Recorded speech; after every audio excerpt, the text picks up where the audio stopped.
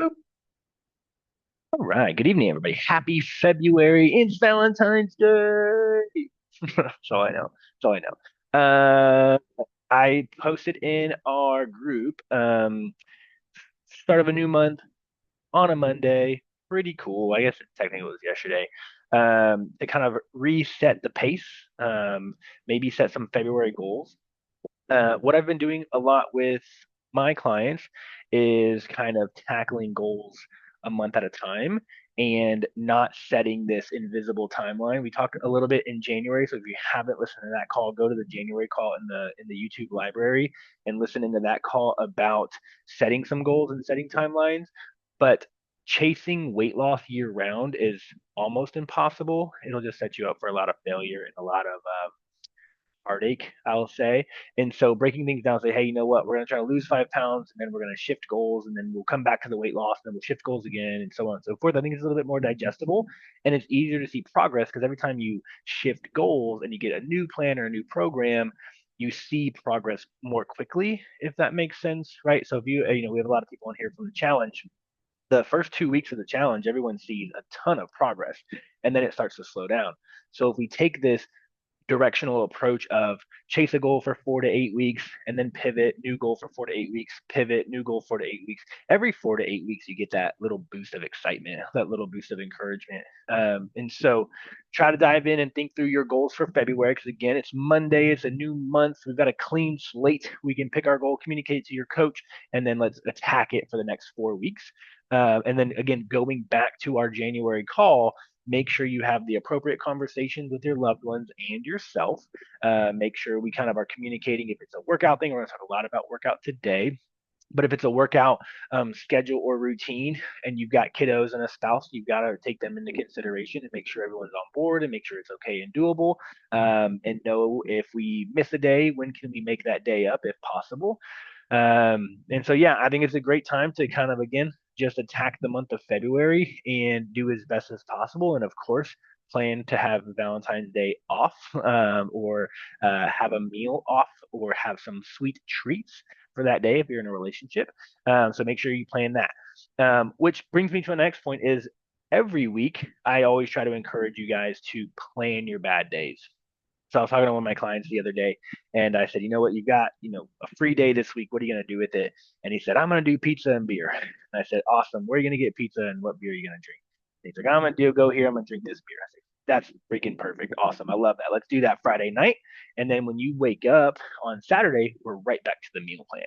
Right. So this way it gives you something to look forward to through the week, Monday through Thursday. You to look forward to your cheat meal. You know what you're going to have. You're not getting caught off guard. I think oftentimes we get caught off guard and we let everything get in the way of our plan. And we don't have any control over when we get thrown off. So I want you to have control when you fall off plan. That sense of control is so powerful. And so keep that into consideration. Try to plan your bad days. And that could be because you are going out and about. That could be because it's Valentine's Day, an anniversary, a birthday, whatever the case may be. Just go ahead and plan those days for me nutritionally, and it will be very, very helpful. And then everything else is a no, right? Everything else is a no. Nope, I'm not going to do it. Nope, I'm not going to fall off track. So there's a couple ways to approach that. When you say no, and because, let's say we're out and about, you just wait until you get home to eat what's on your meal plan. You do not have to eat out. I know it sounds very silly and sometimes we're hungry, but I promise you you're going to be okay. Okay? And so I was talking to another client, and I was like, hey, let's just not eat when we're out and about. Like if we have kid events, sporting events, so on and so forth. No one says you have to go to the concession stand. No one says you have to get food on the way home from fast food. Get the kids' food, get the kids' food from the concession stand, but you wait. It's totally okay for you to not eat and wait until you get home. Okay. So wait until you get home, make those healthier decisions, and then again, plan your bad days for me and it allows much more control, much more of this powerful, like, again, I'm in charge of my goals, I'm in charge of my decisions, so on and so forth. So take that for what it's worth, but I definitely think everyone should try to incorporate it so that, again, you feel more powerful and you have a better relationship with your goals and your confidence along the way. All right.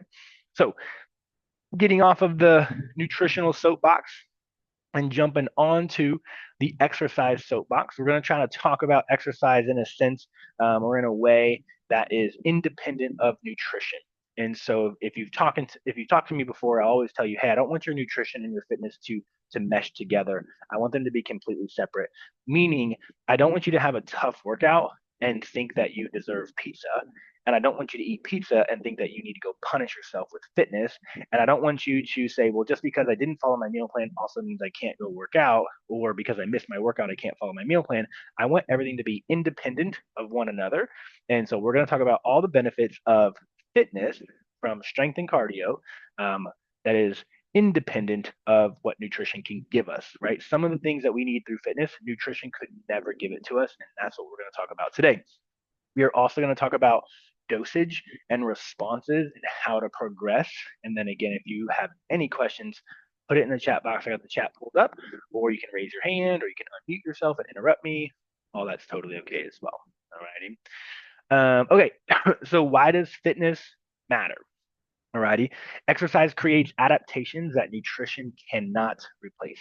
All right. The adaptations we need, we can't build muscle without exercise. It's physically impossible. We need the strenuous, we need the tension on our muscles that nutrition just can't do.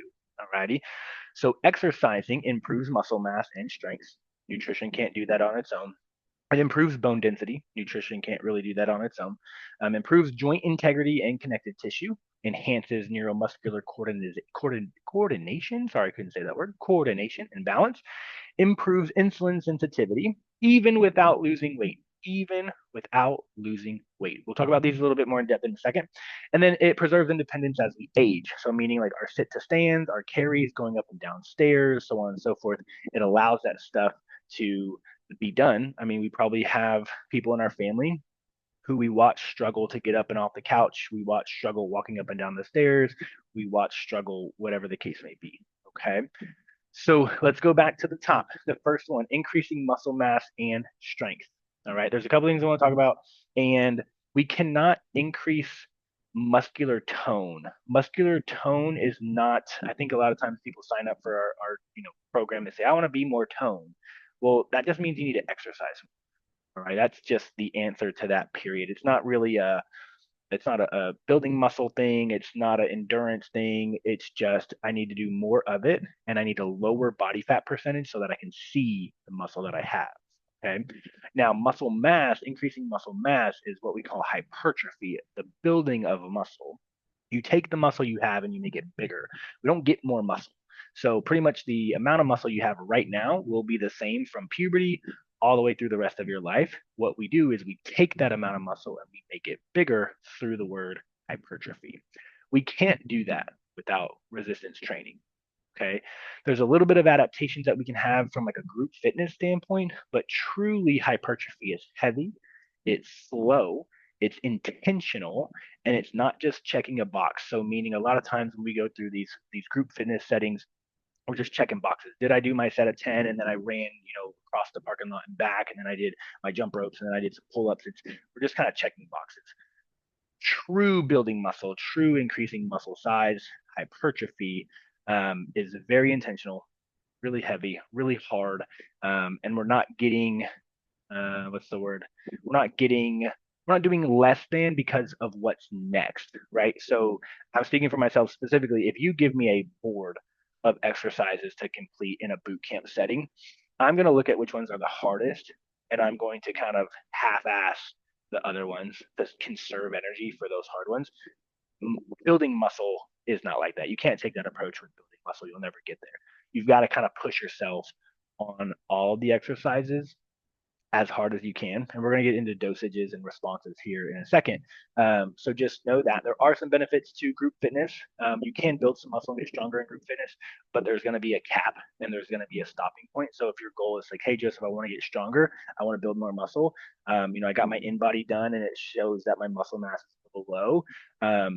I would try to pull you away from group fitness and I would try to put you specifically in a strength training program, which again is very different, very boring, and not as exciting as the group fitness. Okay. And then strength, you can't get stronger without lifting heavier things. And I like to use moms. Deidre is almost going to be a mom for the third time. He's about to pop out another baby in the next like 2 months. Um, think about carrying a baby and when it's a newborn. And I don't know, newborn is how fat was I? 7 pounds. That sound about right? 7, 8 pounds? I don't know. And then you carry it until it's like, what, I don't know, 2, 3 years old, right? So it went from 7 pounds to 30 pounds, and you're still carrying the baby. You're getting stronger, right? And your workouts are the exact same way. You can't lift the same 5 pounds for the next 3 years and expect to get stronger. Your 5 pounds has to go to 7 pounds, and the seven has to go to 10, and 10's got to go to 12, and 12's got to go to 15, and so on and so forth. So we have to lift heavier weights, and that's an uncomfortable feeling, but it's necessary, and it has to be done, or you will never get stronger. And this could be the same thing with I did 10 repetitions and then I did 11 repetitions and I did 12. And so you're also getting stronger that way as well. And so we can do one or two things. We can either lift more weights or we can do more repetitions up until a certain point. And then we're just going to call it endurance. All right, muscular endurance. But if you can only do 5 push-ups right now, and then you kept working on it, and then you were able to do 6 push-ups, then you're able to do 7 push-ups, you technically got stronger. Okay, so fitness and those types of things have to be done. Nutrition cannot give us that result. Right? Improving bone density, again, we have to do this through putting tension on the bones. We have our muscles, they are attached to tendons, and tendons connect to the bone. When we put tension on the tendons, it's putting tension on the bones. So it's a lot of tensions. And that creates better density. It creates stronger bones because we are literally causing them to try to bend. If you think about doing a bicep curl, your forearm wants to bend. It really does, right? Because the dumbbell's in your hand, the bicep is attached closer to your elbow, and that bone, your humerus and your ulna, humerus, your radius and your ulna, is trying to bend, and your bones are saying no. But that tension is causing an adaptation. Tension is causing the process to start the bone to get stronger. Okay. So exercising is going to help your bone density.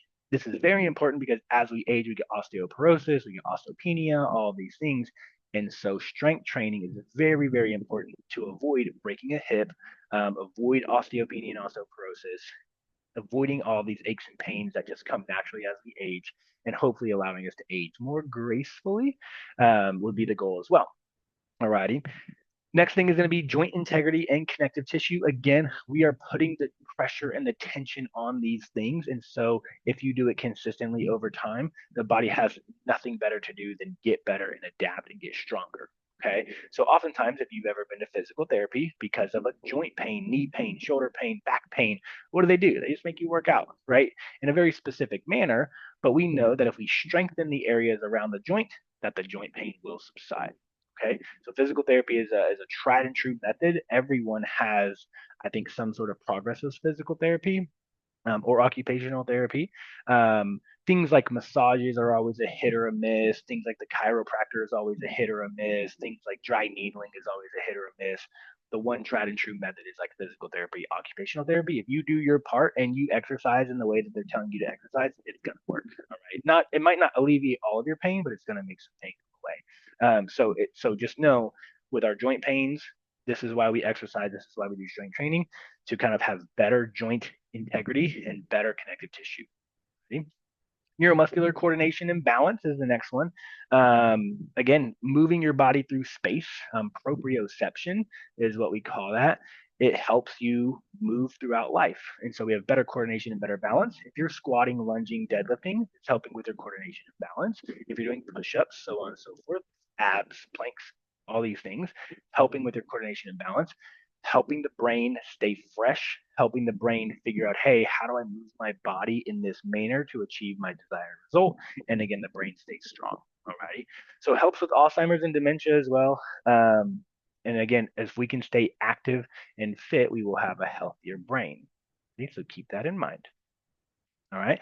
Now, that was strength training by itself. That was just strength training, lifting weights. Again, think about your squats, your push-ups, your bicep curls, your shoulder presses, your rows, your pulls, all those things. Let's talk about cardiovascular for a little bit, all my endurance people. Again, these benefits are independent of nutrition. Nutrition cannot do this for you. Improves heart stroke volume and efficiency. What stroke volume is the amount of blood your heart pumps in one contraction. That's stroke volume. If we are doing cardio, we're getting a stronger heart. Our muscles in the heart are hypertrophying. So just like we build our legs or our arms with squats and push-ups. You build your heart by doing more cardio. A stronger heart pumping out more blood in one squeeze means you get to have a lower heart rate. A lower heart rate means your heart is not working as hard, hopefully meaning you get to live longer. All righty, so there's the benefit there. Resting heart rate comes down, blood pressure comes down because again, not only are we pumping less per or less beats per minute, our heart rate comes down, but the elasticity of it all. So when you do cardio, when you do strength training specifically, your arteries and veins vasodilate and vasoconstrict, so they get bigger and they get smaller. That elasticity improves blood pressure. Alrighty, so this is why when someone has high blood pressure, the recommendation is always to start exercising. It's like, hey, you need to do some cardio, you need to go exercise. It's going to improve your blood vessels elasticity. All right, so if you have a blood pressure problem, the answer could be more exercise. Alrighty, nutrition as well, but exercise as well. Improves oxygen delivery. Alrighty, so there's a couple cool things. The mitochondria, you remember back from seventh grade science class, the mitochondria is the powerhouse of the cell. And this is where a lot of the oxygen and fat metabolism happens. If we do more cardio, your body will get better at utilizing oxygen. It will also increase mitochondria density, meaning we will have more mitochondria in the cell, and that's going to allow you to process metabolites a lot faster and a lot better. So with that being said, if you do a set of squats and then you get tired and you feel like it's taking you a while to recover, more cardio might be the answer to get a stronger heart, better oxygen delivery, better blood pressure, so that now you can recover faster and do more squats next set, right? So some people can rest for 30 seconds and they're good to go, and then some people need to rest for 2 minutes and then they can go. So this would be that benefit there as well. Okay, better tissue, better oxygen delivery to our tissues, better mitochondria density, better elasticity of our blood vessels. All of these things help your body function better and feel better. Okay. Now, it's also going to reduce all cause mortality. So, all cause mortality is just, again, all the things that we die from before our time. Could be cholesterol, blood pressure, diabetes. It could be heart attack, stroke. It could be, I don't know what I'm forgetting, sure I'm forgetting some. But those things are going to decrease with a stronger heart, stronger lung, better brain. All of our risks to die early are essentially going to be reduced already. So cardio, very important for that. And then again, it's going to improve your recovery and it's going to improve your as well. So, oftentimes if you're sitting around and you're saying, gosh, I'm so tired, and you're like, snap out of it, I need to wake up, go for a walk, go for a jog, do some sort of cardio. It'll wake you up pretty good. All right, we'll get some endorphins flowing, we'll get some hormones flowing, but more importantly, we're just going to get blood flow going. We're going to have some vasodilation, we're going to get things moving, and you're going to feel a lot better. So, energy levels will be very important. And then again, our recovery. So, recovery in our workouts, and then recovery after our workouts as well. So, are you sore for 2, 3, 4 days after you work out? The answer might be more cardio. So those are the kind of the differences in our strength training and our cardiovascular training and why we need both. I hope that's the concept that you got was, hey, we do need both. We can't just do one or the other. My runners, you've got to do some strength training. My strength training people, me in particular, I got to do some cardio. Okay. They can't be, don't forget about one or the other. Do need to do both for their own specific reasons. And again, both of these things are independent of nutrition. So if you're like, oh, Joseph, like I'll just eat more broccoli, it doesn't work that way. All righty, we've got to do the exercise as well. Okay. So let's talk about the minimum effective dose.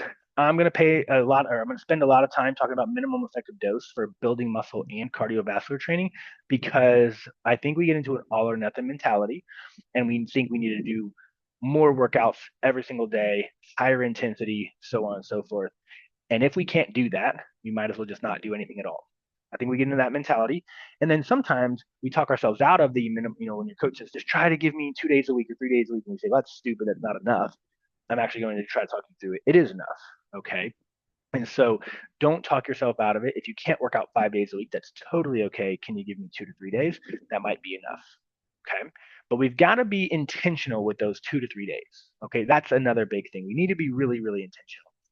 So for building muscle, again, minimum effective dose, give me 2 to 3 times a week. If you can only give me two, give me two. Totally okay. If you can bump it to three, go ahead and bump it to three.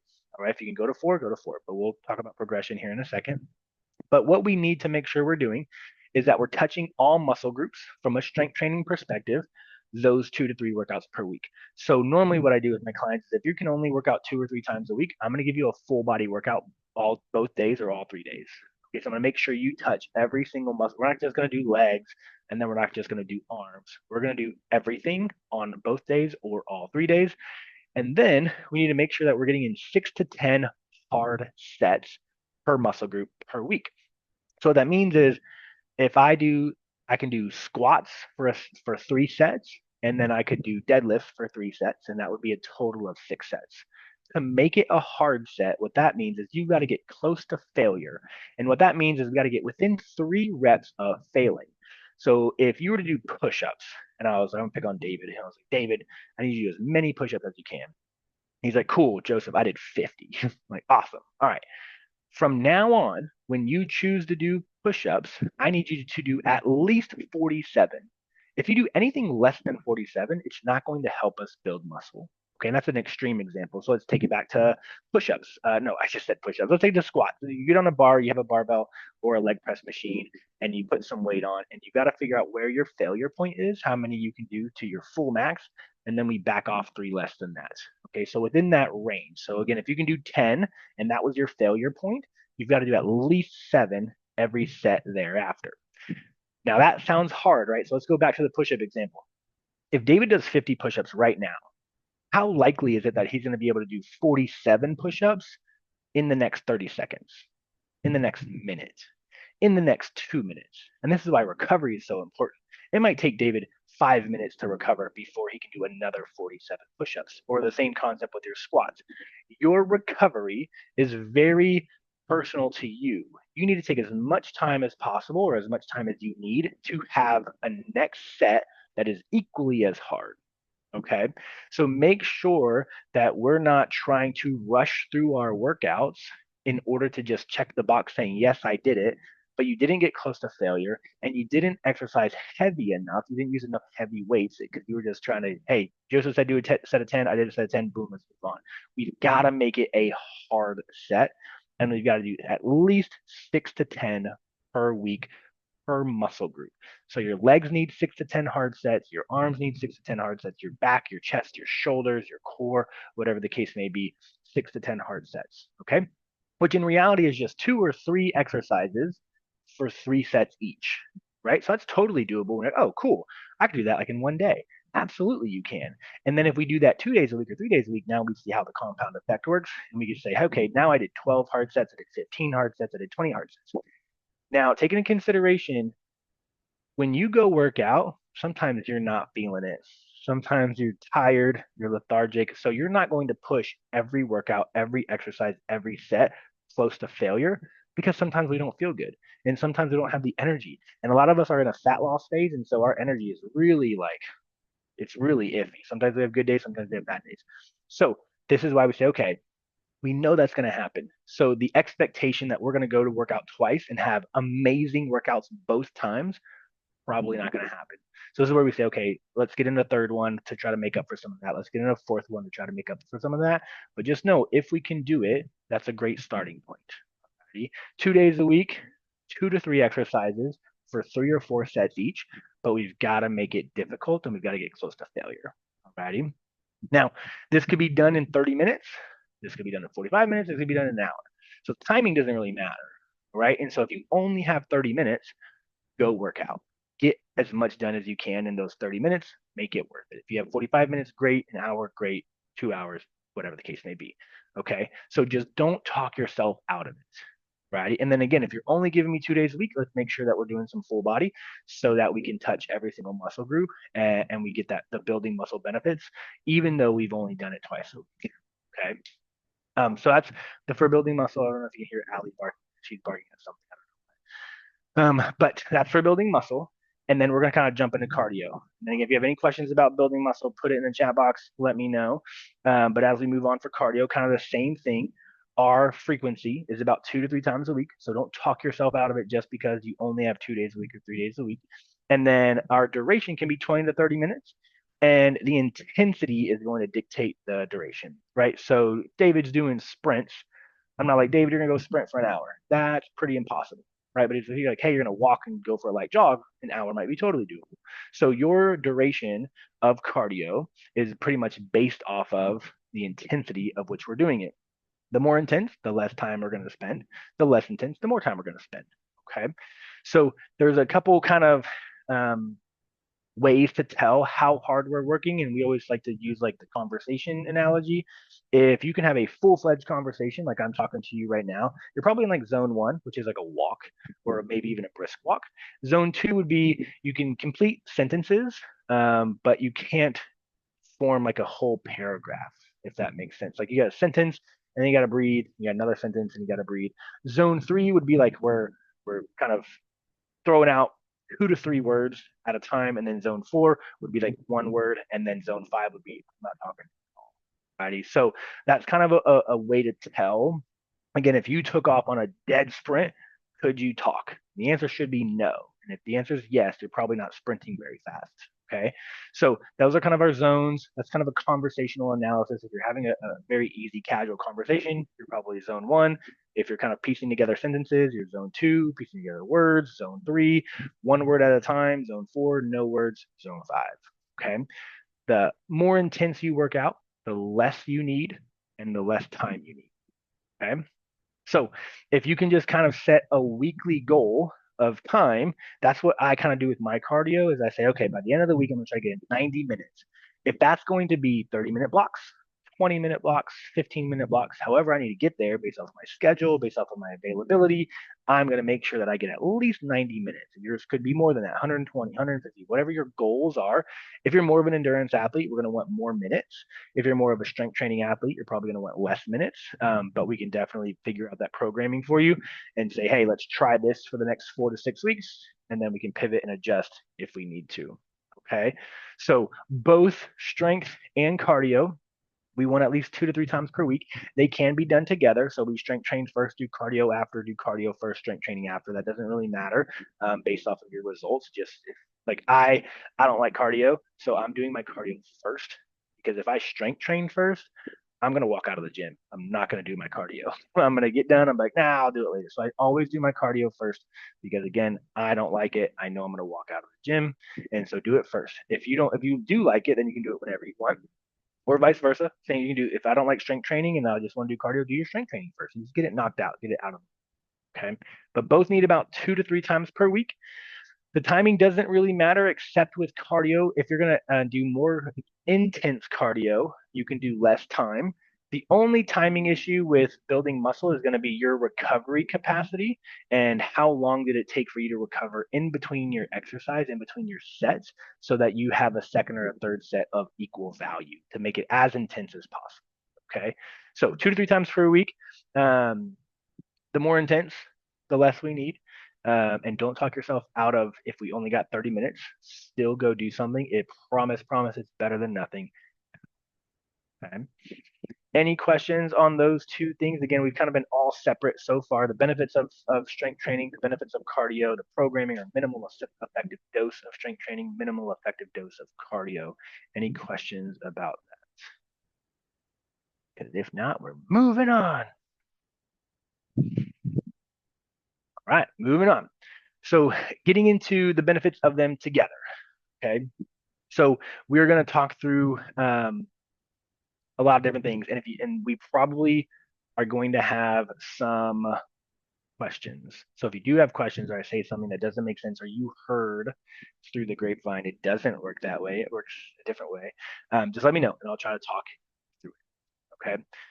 Okay. So when we start to put them together, we are going to have lower risk of cardiovascular disease. Both strength training and cardio training has a, a pressure on the heart that is going to make the heart stronger and last longer. Okay. So it's obviously going to lower our risk of cardiovascular disease. It's going to lower our risk of type 2 diabetes. Type 1, we can't change. Gestational diabetes, we can't change. But type 2 diabetes specifically, which is what we call adult onset diabetes. However, it is impacting our kids way more. So the answer would be exercise. And the reason why is because of the insulin sensitivity. And as we build more muscle, we store more sugar in the muscles. So you can only store your sugar in two places. One's in your liver and one is in your muscle. Your liver is your liver. You can't build a bigger liver, but we can build bigger muscles. Okay. So we call that glycogen, stored sugar. And so if you add a pound of muscle, 2 pounds of muscle, 5 pounds of muscle, you can store way more sugar. So if your diet doesn't change at all, and all you did was build more muscle, you now have a lower blood sugar because it doesn't need to sit in your blood. We have somewhere to put it, right? And it does have a cap. It's just like putting gas in your car. Your glycogen stores has a cap. So if you want a bigger gas tank, you've got to have bigger muscles. Okay, so that's probably the goal there. We got a question. Weighted vest for cardio. What are your thoughts on weighted vest for cardio? I would say do it. And so again, if you wanted a way to make your cardio more intense and harder, I would do it. Do you want to burn more calories? I would do it. Do you want stronger legs, stronger heart, stronger lungs because you're carrying 10, 15, 20 pound weighted vest? I would do it. Now, the caveat to that is the days you don't wear your vest, you're not burning as many calories. And so a lot of times what we'll see is, our clients will start to work out with their weighted vest, and then for whatever reason they just stop, and then the weight loss stops, or the they stall, or they even start to gain weight, and it's because you're burning less calories for your exercise. And so that could be a thing as well. So I would do it through seasons. And so again, if you had a big weight loss goal, I would say let's make exercise as hard as possible. Let's maximize that as much as possible. Let's add the weighted vets. Let's have more intense cardio sessions, more intense strength training sessions, and then we pivot to a period of maintenance where we're not so worried about what the scale's doing, and we take the vest off and we dial back our workouts, we dial back our programming, and then again we can ramp it back up again whenever we're ready. So just know that. Great for burning more calories, great for making you stronger. You're not going to do it forever. You're not going to do it every single time. So when you don't do it, it's going to be less effective. So don't get discouraged. Just know that, hey, whenever I want to chase some better progress and better results, I'm going to throw that vest back on. Also, like I know a lot of us are diving into hikes. Wearing a weighted vest around the house on the treadmill would be a great way for you to get better at hiking, especially if you're in carry a backpack. So that's also a positive benefit there. Okay, so now we're going to talk about your metabolism. Ugh, I got to be careful. Okay, so a lot of times people will say you need to build muscle because it speeds up your metabolism, and that is true. It does, but like I think the math is for every pound of muscle, it's 3 extra calories burned per day compared to fat, right? So what you'll hear is, and this is where absolutes come into play, and I'm going to give you a couple examples, but someone might say, hey, muscle burns double the amount of calories as fat. That would be correct. Fat normally burns about 3 calories per day. Muscle burns about 6 calories per day per pound. Okay. So it is double. But let's put that into perspective. If you gain 5 pounds of muscle, you're only burning an extra 15 calories a day. That's like nothing. And the problem is building 5 pounds of muscle is actually really hard. That might take you 6 months of strict strength training to do.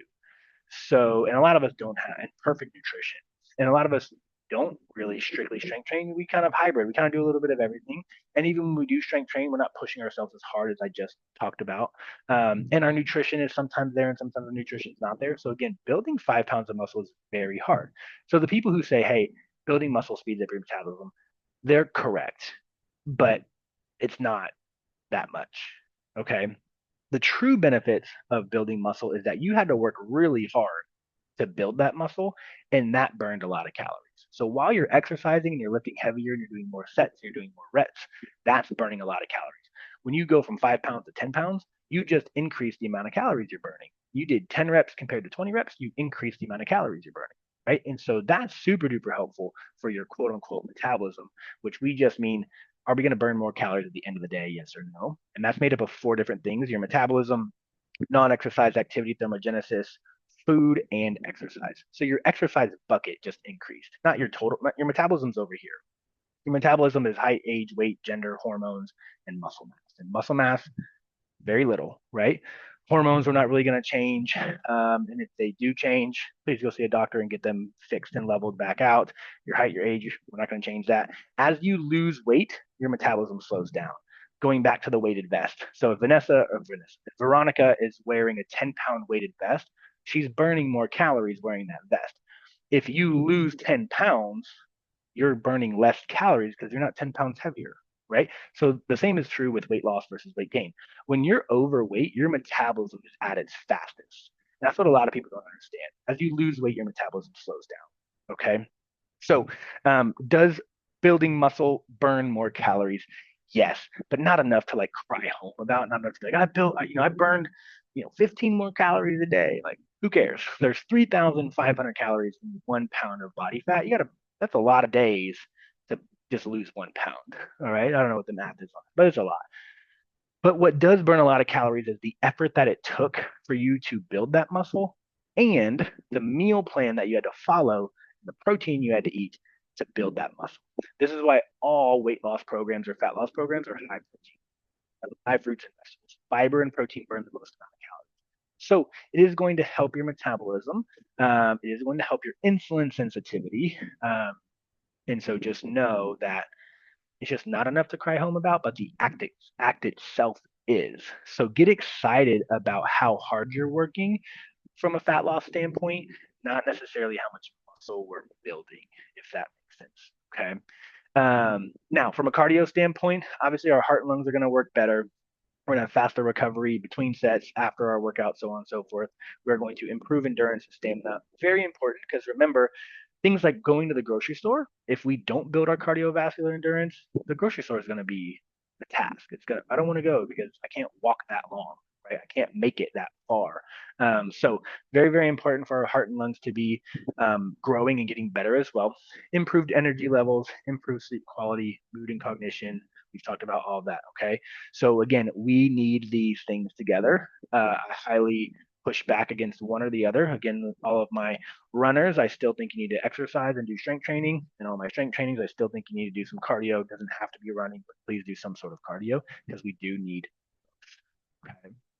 Now, once we say, okay, I've been doing both, how can I make progress? Because you're not going to progress forever. You can't do the same thing over and over and over again and expect a different result. It's going to stop eventually. And once it does stop, we have to make a change. Okay, so how do we do that? Strength training is pretty easy. It's like, hey, did you lift heavier today? Yes or no? Did you do more reps today? Yes or no? Did you do more total volume? Did you do more sets?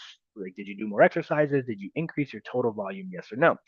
Um, Now, could you also play around with your rest intervals and say, okay, I'm normally resting around 2 minutes. I'm now only going to rest for a minute and a half. You could, as long as it doesn't interfere with your performance. But you could get more done in that session if you were to do it that way as well. And then could we manipulate some things like range of motion and or the type of resistance? Meaning, could we do exercise bands and then we could do calisthenics, which is body weight, and then we could do true weights and like free weights like dumbbells and barbells, and then we could do machines, and then we could add chains to the free weights, like we could do all types of stuff, right? So we could also change the intensity through how we are exercising with what modalities, I guess we could call those bands, free weights, machines, body weight. All of those ways are ways to make progress, but don't do them all at once. Pick one. Okay. So if you say, okay, I've been doing this program for however long. I'm starting to notice like my progress is slowing down, or I feel like I'm not getting stronger. I'm not building muscle. What's the one thing I want to do? You can either lift heavier, so do the same exercises, the same reps, the same sets, but you're saying I'm going to go heavier, see what happens. And if I have to fall short on some reps, that's okay, but at least I lifted heavier. So I was doing 10, at 100 pounds, but I wanted to go to 110 pounds, but now I can only do 9 or 8. That's totally okay. At least we went heavier. We're going to make some strength progress there, and our reps will catch back up. Or the vice versa. I can keep my reps the same. I'm sorry, I can keep my weight the same, my same 100 pounds, and then I can increase my reps. I've been doing 10 over and over and over for the last 6 weeks. I'm going to take the same 100 pounds. I'm going to try to do 11, 12, or 13. I'm going to try to push it that way. Okay. Or I do 3 sets of 10. Now I'm going to do 4 sets of 10. I've been doing 5 exercises during my workout. I'm gonna add a sixth exercise. Those are all ways to make progress. And I just want you to choose one. And this is where I tell people strength training is so boring. Because imagine like you start a strength training program, you get so excited, the results are there. 12 weeks go by, there's no more results, there's no more progress. And David's like, Joseph, I'm not making progress. What do I do? And I'm like, David, you've been lifting 100 pounds, just lift 110. And he's like, what? Like, that's all? That's it? There's not like some fancy answer? And I'm like, nope, that's all we're going to do, right? It's so boring and it's such a hard concept to grasp. But it works, I promise you, which is why tracking your workouts are so important. So, David, Veronica, Thelma, all of y'all, when we talk on our calls, and I'm like, log your workouts, track your workouts. Like, this is why, because we can see how much weight you've been lifting, how much sets, how many reps, and then we can make progress and we can make adjustments going forward. So keep that in mind as well. So if you wanted to, again, whatever makes you happiest, so some of us like to do more reps. And so if that's what fuels your fire, go ahead and start with adding reps. If getting stronger fuels your fire, then go ahead and start with adding weight. Alrighty. If you're just truly bored, switch up the exercises. So I went from body weight to now dumbbells, and then dumbbells to machines, and then machines to free weights, whatever the case may be, you could switch up that. So like a machine bicep curl compared to a dumbbell bicep curl compared to banded bicep curls. Those are all three different resistances, and we'll adapt differently to all three of those modalities. Okay? So pretty boring there, pretty simple, works 100% of the time, every time. All righty. Now, cardio is a little bit different, and it's just pretty much an intensity thing or a frequency thing. So we've been doing, our 90 minutes of cardio. I can now just bump that up to 100 minutes of cardio, 120 minutes of cardio, whatever my weekly dosage. I could increase that weekly dosage. I can increase the amount of time per session. I've been running for 20 minutes. I'm going to try to run for 25 minutes. I'm going to try to run for 30 minutes, whatever the case may be. We can increase the variability throughout the week. I've been running Monday, Wednesday, Friday. I'm now going to run Monday, Tuesday, Wednesday, Friday. I'm going to add in that fourth day midweek. And so that's again an intensity thing and or a how do I increase my dosage? And that is a weekly dosage or in the moment in the session dosage or our pattern or our routine. Again, going from 3 days to 4 weeks, 3 days a week to 4 days a week. Okay. So that's pretty simple. It's a little bit easier to kind of progress in cardio, which I think is why most people default to cardio on their journey, on their health journey, because it's easier to see progress. It's easier to change things up. It's easier to sweat it out and feel like we're doing really good. Strength training is not really that way. It's a little bit more boring. It's a little bit more mundane. It's harder for, not anything, not a better payout, I don't think. And so I think a lot of people just default to, I'm just going to go to the gym, I'm going to go to the treadmill. And I've been doing 20 minutes and, after a certain period of time, I'm going to increase it to 30 minutes. I used to just walk and now I'm going to walk jog. And I used to walk jog and now I'm going to jog jog. And I'm going to do intervals. I'm going to do running. And so I think cardio, we always, if we're new to exercise, we always default to the cardio for those reasons. It's really easy to make progress. Strength training, not so easy, number one. It's really uncomfortable when we do want to push ourselves to make progress, number two. It's hard, it's difficult, it's scary, and it takes a long time. I think cardio is much easier to progress. So an example for me, when I got my walking pad, the first day I walked on my walking pad, I walked for an hour. I was wiped out. So like that day, there was like, nope, I'm going to bed. Right? Like I'm so tired. I haven't walked for an hour ever in my entire life, and I just walked an hour. I'm exhausted. But I've had it for 3 weeks now, or 4 weeks now, I think, with Letty. I don't know what week we are on the challenge. Now I'm walking for 90 minutes, and it's like not even a problem. I walk out for 90 minutes, then I go to the gym and I do my strength training workout. I do more steps at the gym. Like I'm fine. But from a strength standpoint, I feel like I've been stuck at the same strength for a long time. And so progressing that way in strength is hard. So just give me some patience. Track and log because it's very easy to forget what we did last workout. It's easy to remember. Oh yeah, I did 20 minutes of cardio. I did 20 minutes, at a level 3 on the treadmill. So that's easy to remember. But your strength training workouts are a little bit more complex. So please track them and log them some way, somehow, so that we can look at it and then we can make progress from Okay. Now, kind of wrapping this thing up with, again, all of our other kind of benefits and things to consider for our strength training and our cardio. Um, remember that, and I used to fight with people on this a lot. Sleep quality matters more so than sleep quantity.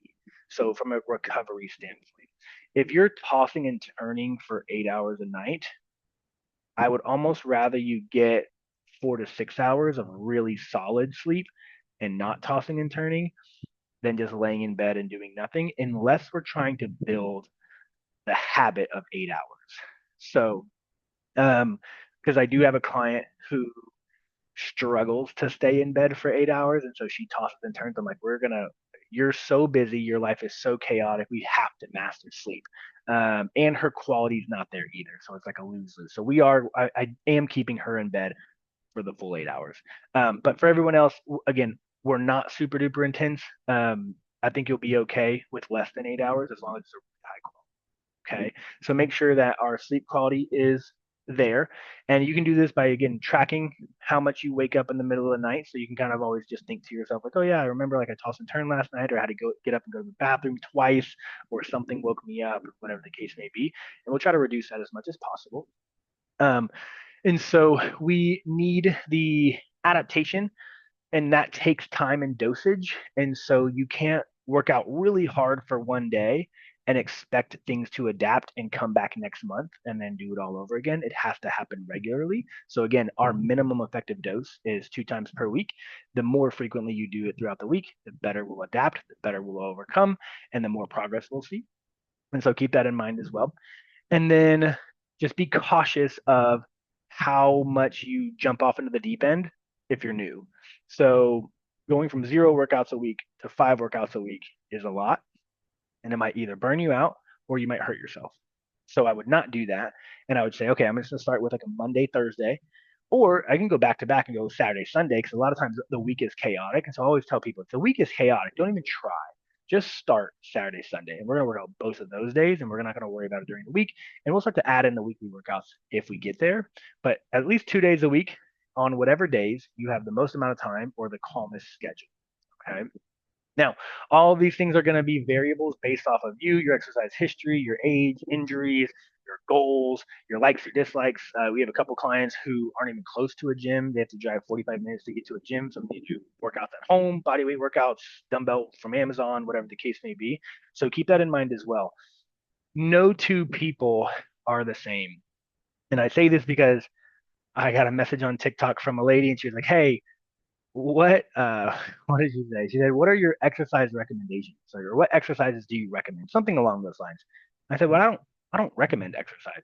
I write programs, right? And so the program needs to be very specific to you. The dosage needs to be specific to you. When we're exercising needs to be specific to you. What exercises we do needs to be specific for you, right? So if I was like, Letty, you gotta, do. Letty's a hybrid athlete, so this is not a good analogy, but let's just say I was like, Letty, you got to do the assault bike, and Letty's like, Joseph, I hate the assault bike. Well, that's a problem. Like, I should probably pick an exercise selection that she likes and enjoys so that she'll do it longer, she'll do it harder, more difficult. We're willing to push the gas pedal down on things that we are comfortable with. So if you're a comfortable runner, you have no problem running more, running harder, running further, whatever the case may be. But if I force you to get on a bike and you don't like the bike, you're not going to push yourself for very long. So doing the things that you like, and again, starting where your starting point is. Some of us can do 5, 6 days, 7 days a week. That's okay. You don't have to do that if you're not there. Okay. Now, also remember with our strength training and our cardio, we do want form to be of importance. We want range of motion to be of importance. We see things like when people go too heavy on squats or leg press, their range of motion is not so good.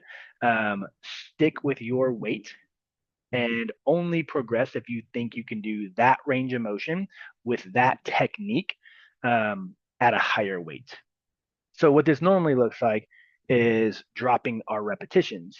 So when you go heavier, I don't think you're going to be, you shouldn't be able to do the same amount of squats with the same range of motion and the same technique. You should be tired. It should be hard and difficult. So therefore, instead of doing 10 of the previous weight because you've increased weight. Maybe we just start with five. And we say, I'm going to start with five. I'm going to see if I can get the same range of motion, the same technique, and not hurt myself. And if then I can do five, well, then I can add six and I can add seven and so on and so forth. I do this a lot with big, complex lifts like squats, deadlifts, bench presses, so on and so forth, because I don't want to hurt myself. And so if you've ever like seen me work out, I do seven, eight, 9 sets of certain exercises because as I increase the weight, I'm slowly, tailoring my rep ranges to make sure that I don't hurt myself. And so do the same thing for you. If you increase your weight, make sure that we're decreasing our repetition so that your range of motion stays there, so that your technique stays there, and so that you don't get hurt. Okay. Now, as you get more confident with the movement pattern, right? If you've never squatted before, squats are going to feel very uncomfortable. If you've never ran before, running is going to feel very uncomfortable.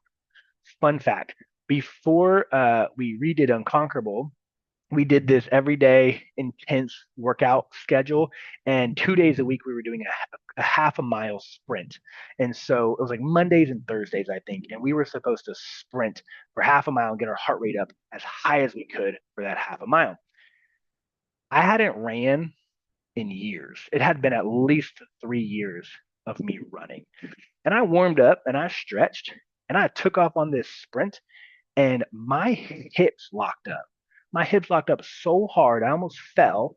And it was the most painful, embarrassing moment of my life because I'm like walking and gimping through my neighborhood because I can't move my hips.